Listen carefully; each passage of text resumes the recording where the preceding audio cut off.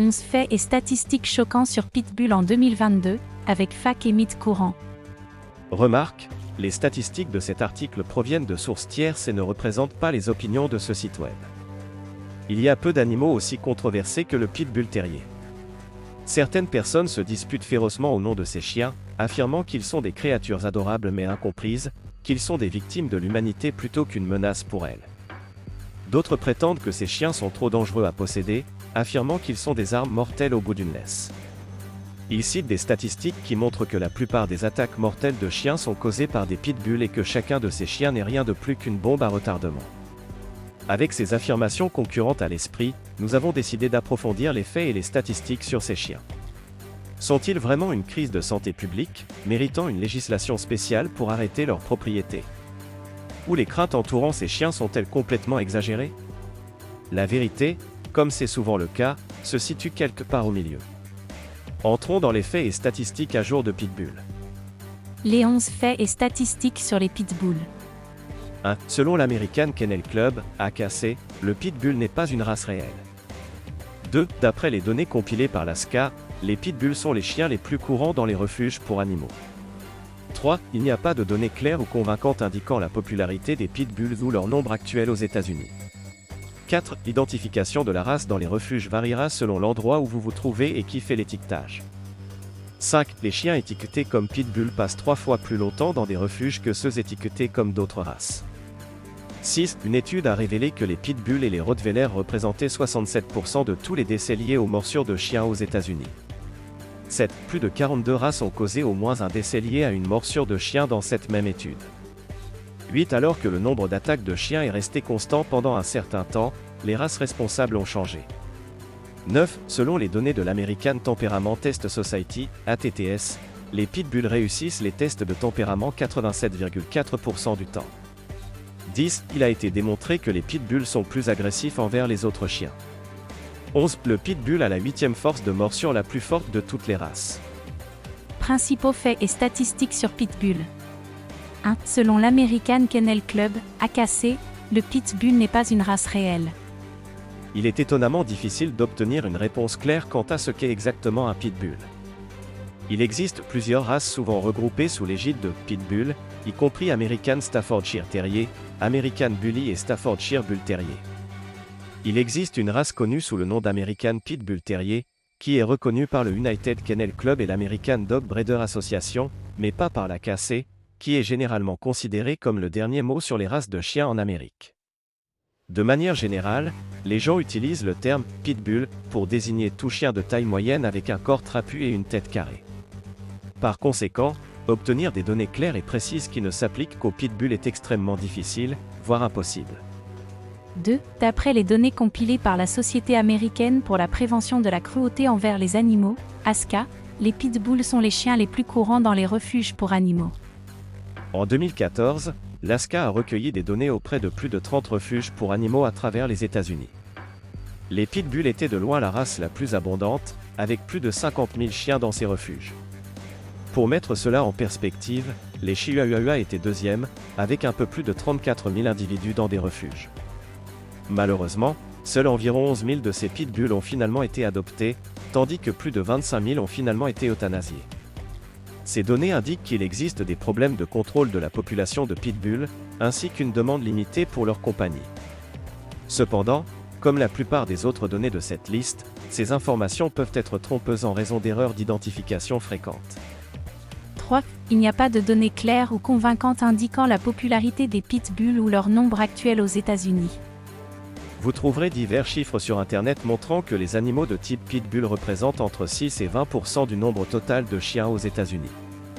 Ces statistiques sont basées sur un peu plus que des suppositions éclairées, si c'est le cas. Selon l'étude ASCA citée ci-dessus, les pitbulls sont le 3e chien le plus adopté dans les refuges pour animaux. En conséquence, de nombreuses sources supposent automatiquement que les pitbulls sont la 3e race la plus populaire aux États-Unis. Cependant, selon les données dessus, seulement 19% de tous les chiens ont été obtenus dans des refuges. Les autres ont été soit pris comme animaux errants, achetés à des éleveurs, soit pris à des amis et associés. Compte tenu de cela, il est extrêmement peu probable que les pitbulls soient aussi populaires que l'indiquent de nombreux chiffres couramment cités. Cependant, il est impossible de le dire avec certitude. 4. L'identification de la race dans les refuges variera selon l'endroit où vous vous trouvez et qui fait l'étiquetage. Pour souligner davantage le fait que l'identification de Pitbull est au mieux une proposition risquée, une étude récente du Canine Science Collaboratory de l'Arizona State University a révélé que les gens dans différentes régions du pays ont différentes chances d'étiqueter le même chien comme un Pitbull. La différence est encore plus frappante lorsque l'on compare les opinions des travailleurs américains des refuges à celles des employés britanniques des refuges. Lorsqu'on leur a montré 20 photos de chiens différentes, les travailleurs américains des refuges ont qualifié 35% d'entre eux de Pitbull, tandis que les travailleurs britanniques des refuges n'ont qualifié que 5% des mêmes chiens de Pitbull. L'un des principaux facteurs d'identification erronée est la présence d'une législation spécifique à la race, BSL, dans la zone représentée par le refuge. En fait, 42% des travailleurs interrogés dans les refuges ont déclaré qu'ils identifieraient délibérément un chien de type Pitbull s'ils pensaient que cela améliorerait les chances de survie de l'animal. 5. Les chiens étiquetés comme Pitbull passent 3 fois plus longtemps dans des refuges que ceux étiquetés comme d'autres races. Le nom que les responsables de l'admission dans les refuges pour animaux donnent à n'importe quel chien contribue grandement à déterminer le sort éventuel de ce chien.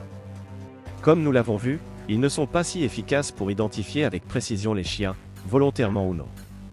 Selon une étude, l'attractivité d'un chien est la raison la plus populaire pour laquelle il est adopté ou rejeté.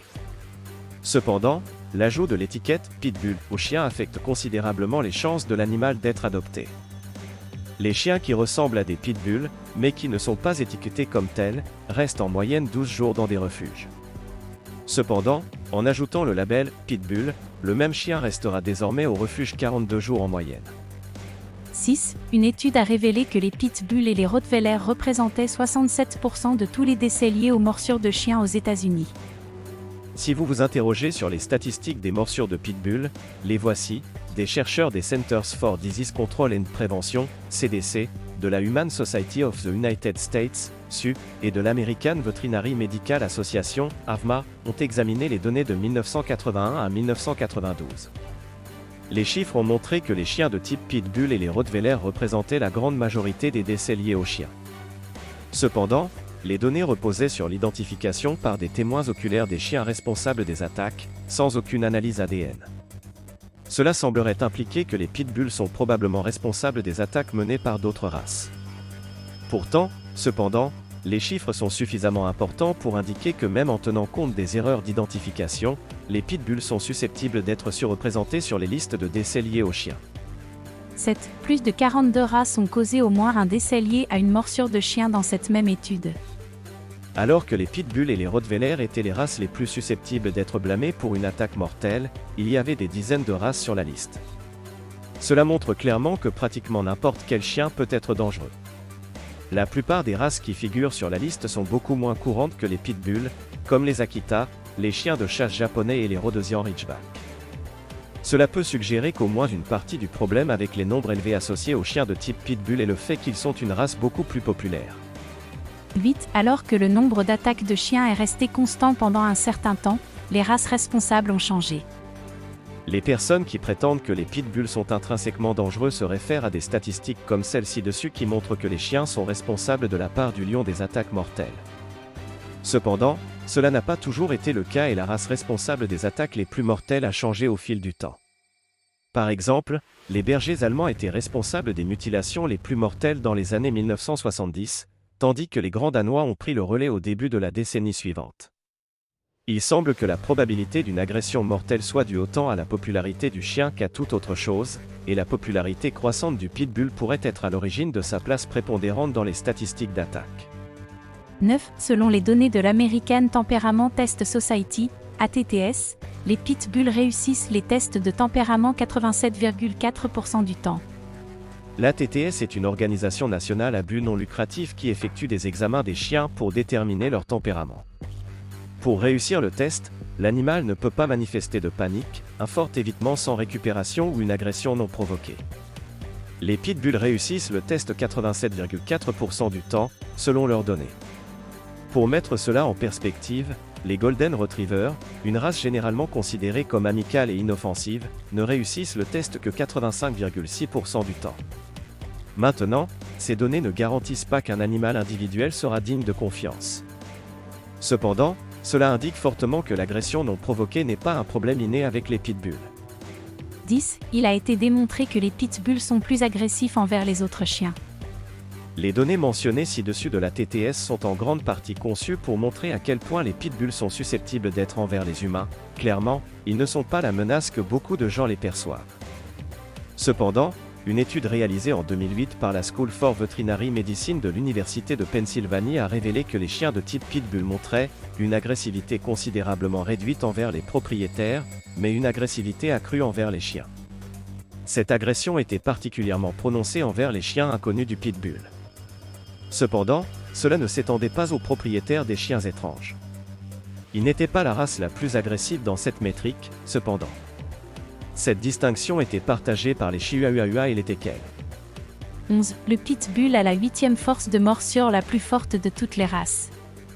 Il existe de nombreuses informations erronées sur la force de morsure des pitbulls, dont la plupart prétendent que ces chiens ont les morsures les plus puissantes de toutes les races. En fait, il n'y a eu que 2 études dignes de confiance examinant la force de morsure canine, et elles indiquent que les pitbulls ont la 8e morsure la plus forte de tous les chiens à 235 psi. C'est à peu près 2 fois plus fort que la force de morsure d'un humain, donc même si cela peut être dommageable, c'est loin d'être un étau incontournable. La race avec la morsure la plus puissante est le Kangal, un chien de type mastif qui peut emballer 743 psi à chaque bouchée. Cependant, les Kangals n'ont pas la réputation d'être mortels, ce qui indique que quelque chose d'autre se cache derrière la réputation inégale du pitbull. Pourquoi les pitbulls ont-ils une réputation aussi mitigée ?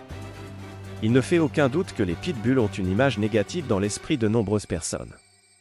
Une partie de cela est due au mythe et à la désinformation sur la race, mais il y a aussi du vrai derrière cette mauvaise réputation. Les chiens de type pitbull ont été initialement développés au Royaume-Uni au début du XIXe siècle. Ils étaient utilisés pour les sports sanguinaires comme les combats de chiens, les appâts de taureaux et les appâts de rats. Ces sports ont fait le voyage à travers les temps, devenant populaires aux États-Unis au milieu de ce siècle. Le Royaume-Uni a interdit tous les sports sanguinaires liés aux chiens en 1911, mais les chiens étaient toujours élevés comme animaux de compagnie. Les tentatives pour éliminer ces activités horribles n'ont pas été aussi fructueuses, car les combats de chiens ne sont devenus un crime dans les 50 États qu'en 2008. Cela a conduit de nombreuses personnes à associer les chiens à la violence. Ils croient que l'agressivité est innée chez ces chiens, et c'est quelque chose qu'ils ne peuvent pas désactiver. Il y a peu de preuves pour étayer cette affirmation, cependant. Un problème que ces chiens rencontrent est le type de propriétaire qu'ils peuvent attirer. Étant donné que les pitbulls sont souvent considérés comme puissants et masculins, ils appartiennent souvent à des personnes souhaitant projeter ces traits, qui, malheureusement, incluent des membres de gangs et d'autres éléments criminels. Il est peu probable que ces propriétaires entraînent, socialisent ou contiennent correctement leurs chiens, ce qui augmente considérablement le risque qu'ils soient impliqués dans une attaque grave. Pitbull et législation spécifique à la race. En raison de la mauvaise réputation du pitbull, ils sont souvent la cible d'une législation spécifique à la race, BSL. Ce sont des tentatives des législateurs de restreindre ou d'interdire purement et simplement la possession de chiens jugés dangereux.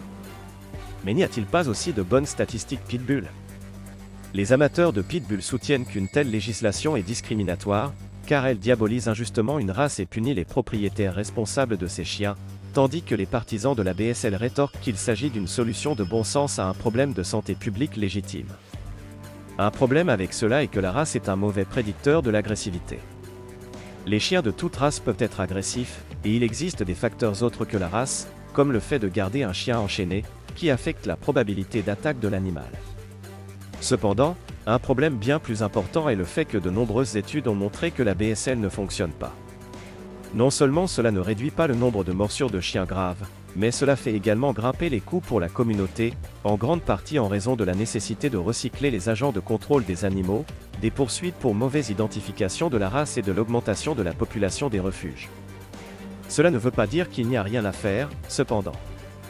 L'application des lois existantes sur le contrôle des animaux, telles que les lois sur la laisse, est un bon début, car elle nécessite davantage de formation et de certification de la part des propriétaires de chiens.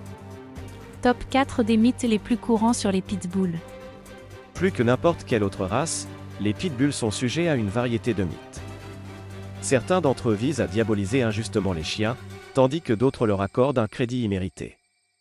Un mythe, les pitbulls ont des mâchoires verrous. Ce mythe est conçu pour effrayer les gens sur la gravité d'une attaque pitbull. Cela laisse fortement entendre que si votre pitbull mord quelqu'un, vous ne pourrez pas l'empêcher de continuer à attaquer. Psychologiquement parlant, les mâchoires d'un pitbull fonctionnent comme n'importe quel autre chien, et il y a d'autres chiens avec des morsures plus fortes. Leurs mâchoires ne se verrouillent pas et elles ne sont pas plus susceptibles de rester verrouillées à une victime de morsure que les autres races. 2. Mythe. Les pitbulls ne ressentent pas de douleur lorsqu'ils se battent. Malheureusement, cela ne pourrait pas être plus éloigné de la vérité. Ils ressentent autant de douleur que n'importe quel autre chien dans la même situation. Cependant, les combats de pitbull ont été élevés pour être non agressifs envers leurs propriétaires, même pendant ou immédiatement après environ. Ce manque d'agressivité peut contribuer à la croyance qu'ils n'ont pas souffert pendant le combat lui-même. 3. Mythe. Les pitbulls étaient autrefois considérés comme des chiens de nounou. Ce mythe semble être basé sur une seule réclamation en 1971 d'une femme nommée Lillian Rand, qui était alors présidente du Staffordshire Bull Terrier Club of America. Cependant, la citation de Rand, que de nombreux propriétaires de Staffordshire Bull Terrier appelaient « chien nourrice » était clairement basée sur le présent, et non sur des années d'antécédents. Le fait est que vous ne devriez jamais laisser un chien de n'importe quelle race seul avec un enfant, peu importe à quel point vous lui faites confiance. Même ainsi, les pitbulls sont souvent très tolérants envers les enfants, à condition qu'ils soient bien formés et socialisés. 4. Mythe. Les pitbulls attaquent sans provocation. Ce mythe est couramment cité pour prouver que les chiens sont intrinsèquement indignes de confiance et imprévisibles. Cependant, les études de tempérament réalisées par la TTS indiquent clairement que les pitbulls ne sont pas sujets à une agression non provoquée. De plus, la plupart des gens ne connaissent pas le comportement canin, ils ont donc une mauvaise compréhension de ce qui provoque une attaque de chien. Dans le nombre écrasant de cas où un pitbull attaque un humain, il y a eu provocation, quoique généralement involontaire, de la part de la victime. Bien que nous ne suggérions pas que les pitbulls qui ont montré de l'agressivité envers les humains devraient être tolérés, une meilleure éducation et une meilleure sensibilisation sont nécessaires pour apprendre aux gens comment se comporter en toute sécurité avec les chiens de toute race. Conclusion. Il est rare de trouver une opinion intermédiaire sur les pitbulls, car les opinions sur les chiens semblent se rassembler aux deux extrêmes. Un côté les considère comme des tueurs impitoyables, tandis que l'autre les considère comme des animaux doux et incompris qui sont plus susceptibles d'être victimes de violences que les auteurs de celles-ci. Pire encore, ces opinions semblent devenir plus calcifiées, car les partisans de l'un ou l'autre point de vue ne sont pas disposés à accepter toute information qui pourrait contredire leurs notions antérieures.